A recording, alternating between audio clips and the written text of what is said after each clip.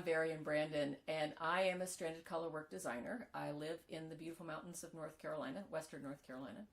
And this is a series about stranded colorwork knitting. Sometimes, well, let's put it this way, a type of stranded colorwork knitting is Fair Isle. It's the type that is done in Fair Isle, which is part of the Shetland Islands off the coast of Scotland.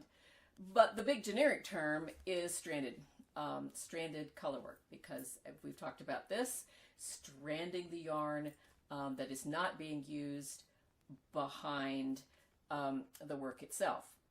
And this is episode number 9, as you might have seen on the intro here.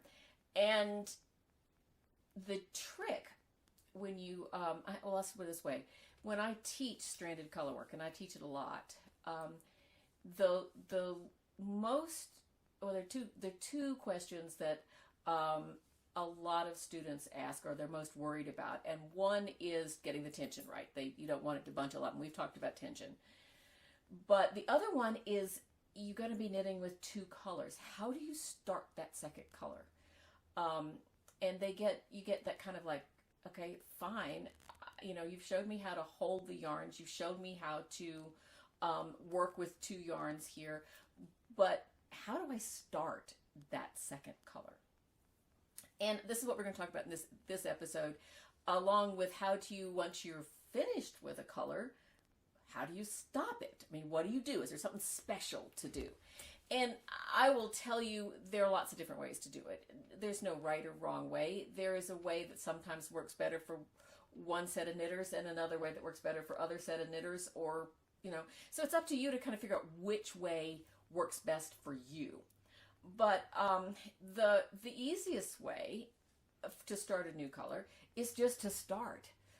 You know, you leave a tail, you know, 3 or 4 inches, you leave a tail and you just start knitting with it. Yes, that's going to make it, the first stitch, maybe a little loosey-goosey, but it's not disaster. You come back later and just weave in that in. It's no big deal. And a lot of people, when they first start out, that's what they do. A lot of people still do that. You'll find it's a little more secure if you somehow secure that tail some way. And I've got a series of videos that I'm going to show here on securing that tail before you start. And this is indicating that you are starting a new color at the beginning of the round.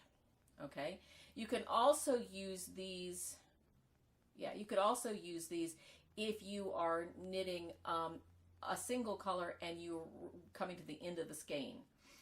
You can use them there too, but this is primarily starting new colors. Now, the first one we're going to talk about, other than just starting to knit with it, is to secure that tail with a tapestry needle. And I'll talk you through it, and then I'm going to show you the video of me doing that.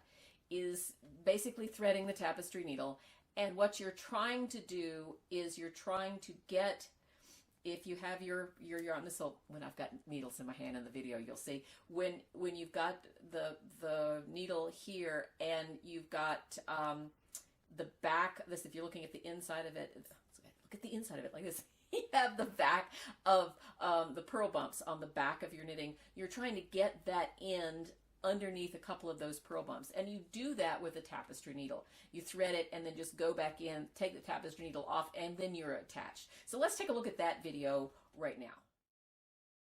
All right, another way of adding a new color is to take a tapestry needle and thread it with the end of the new color, and then go to the end of your round before, which is now I'm going around in a circle. Here's my last stitch, so last stitch is right here. Here's the back of it. And from the top to the bottom, you're going to go down through, I only go through 1, but you just go down through, just catching the purl bump on the back, like that. Take your tapestry needle off, pull this through like that, and then, again, you can start. You have to make sure all your yarns are in the right spot. we go. And you can start knitting again with the purple and the green. There's the purple and the green. Right, so that's pretty easy. The other way is to actually tie a knot.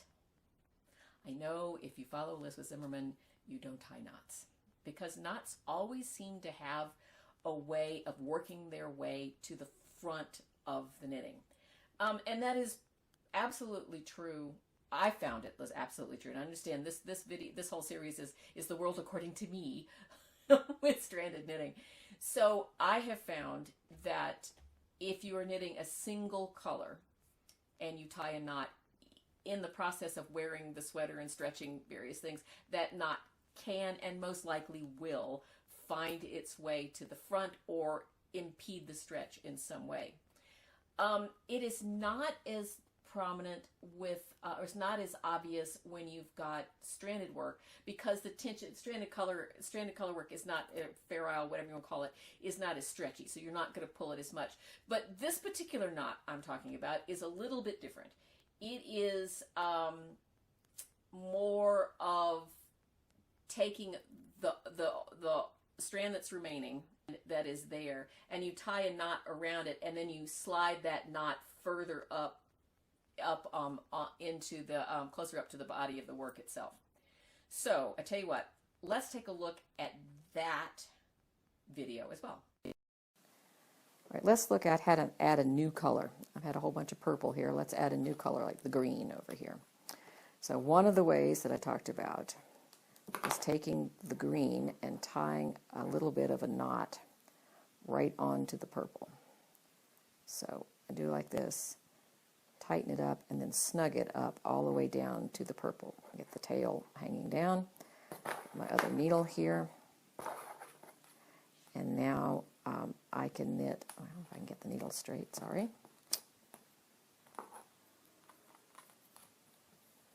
Okay, here we go. Now I can start knitting with the purple or the green, because the green has been attached. So there's the green, there's the purple, and it's fine. It just keeps on, goes just fine. Okay, and that's a knot that is not, that is a knot that is not going to be as easy to work forward as a knot if you're tying two pieces of yarn together, okay? Another way is to, when you start a new color, is to what I usually do is that I will get, if this is your work and this is your new end, this is the back of it, the end is sitting here, I will take my new color and wrap it so that it is between, how do I do that? I can't do that with two hands. Anyway, it is, I try to trap my new color with the old color, the working color, before you start. And you'll see a picture of that. You're just sort of wrapping it around itself. And I just sort of started doing it that way. It's more or less just trying to catch it in the back. And we'll talk more about catching ends and long floats in the next couple of videos. But let's take a look at that video, and that's the weaving in the end. So let's take a look at that video right now.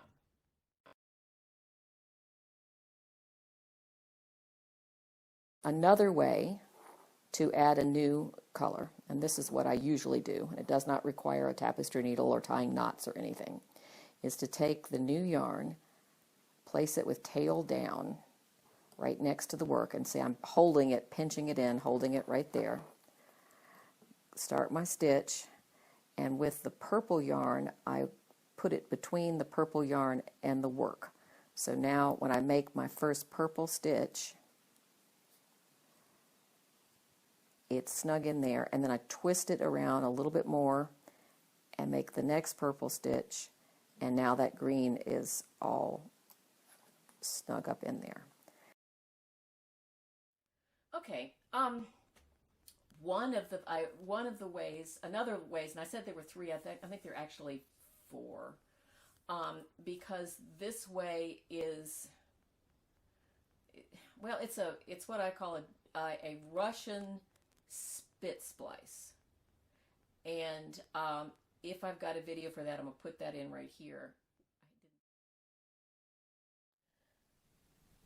All right, we're going to do a spit splice for color work, which is a way to join two colors together without having to do a knot. And if you're really good at this, you can figure out exactly where your color is going to change, and you can place this splice right at that spot. So what I've got here is some 2-ply Shetland yarn. I'm going to split it in half, and I'm going to break off one of the plies like that. So I've got like this, and that's about, what, 2 inches or so.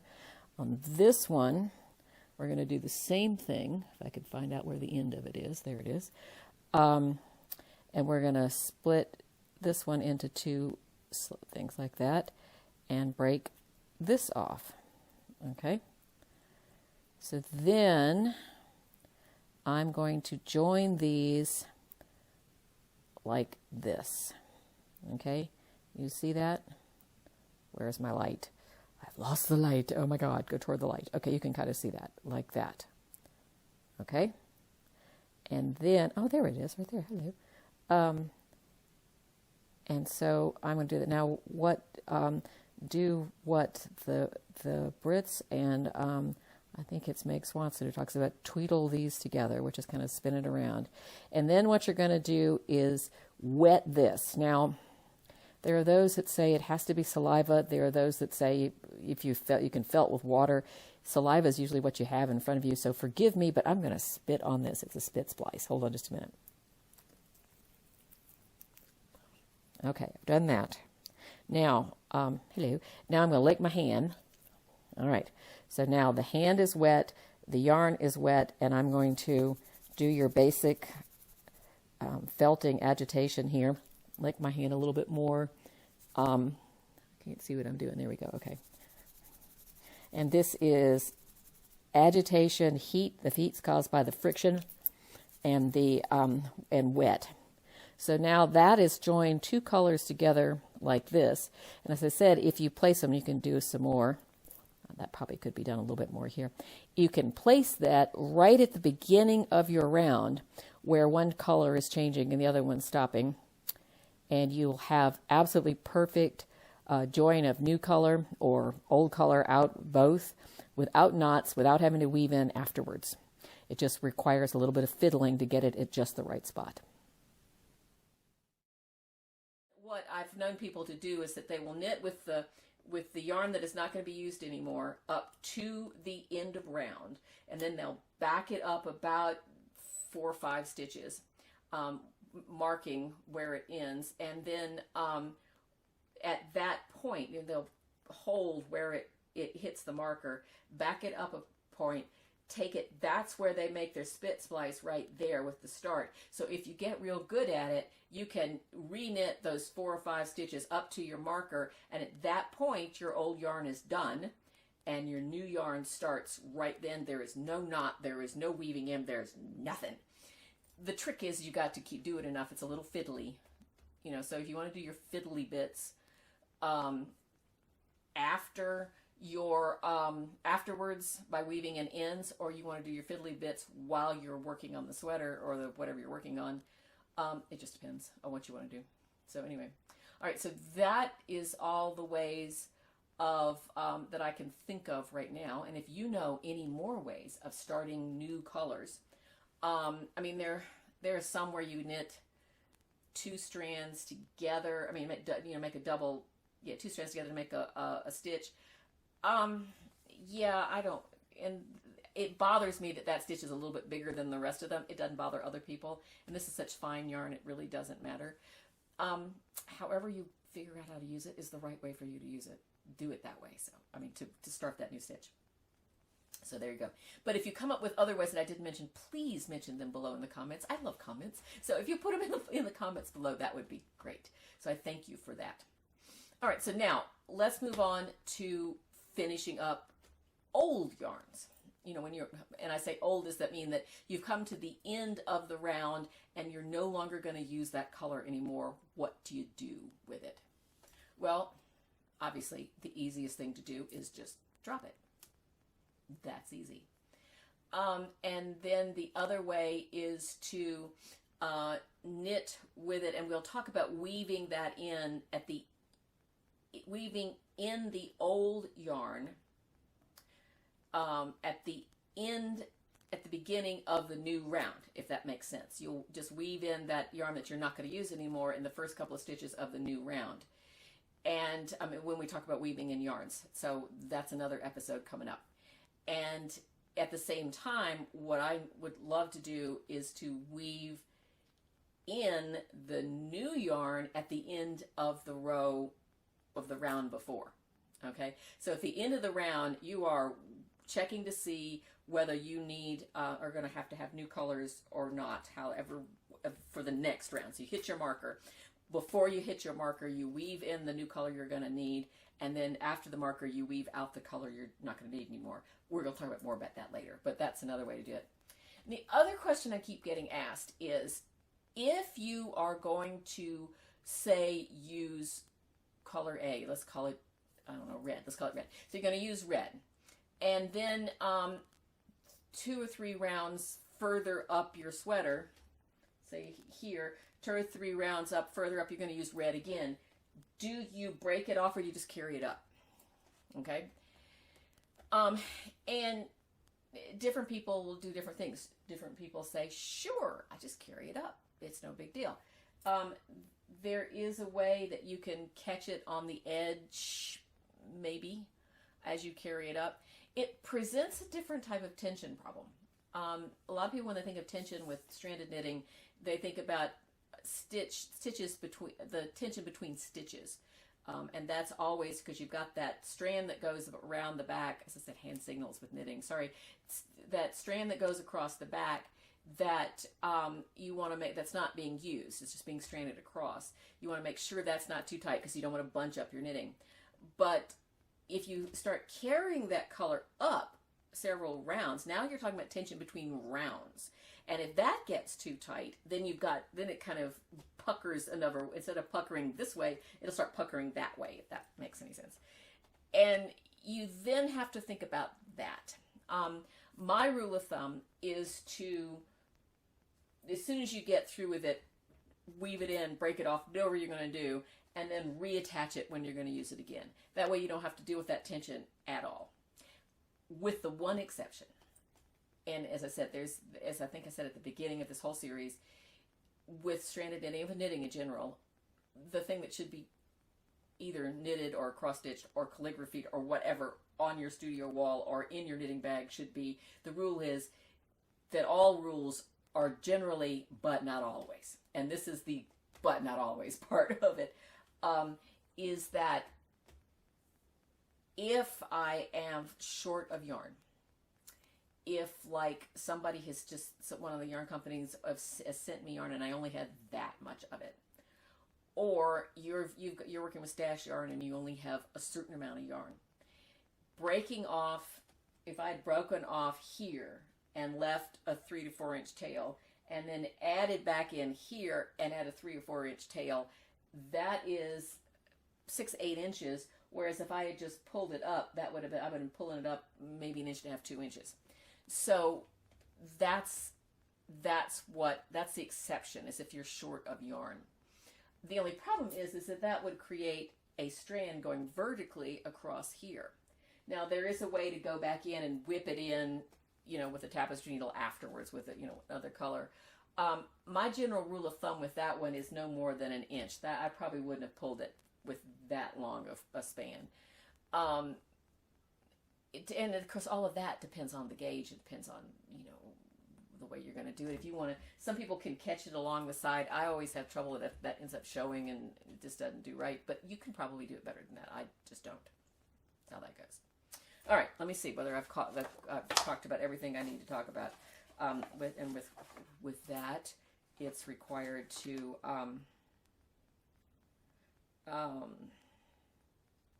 there we go. Okay.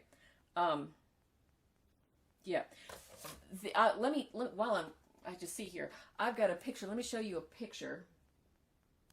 Yeah, I'll show you because I don't have it in front of me. I'll show you a picture, or I'll put it in here, of an example of pulling of stranding upwards vertically. Okay, so that about does it for this episode. You've got a lot of little videos to look at. All right, so, but the next episode, episode number 10, we're going to talk about weaving in yarns to catch long floats. And that's what everybody, another thing people are worrying about. How do you they always hear that you need to, I'm sorry, I have this booklet and the thing fell off, so I'm sitting trying to fiddle that in. People are always trying to worry about how you catch long floats in the back.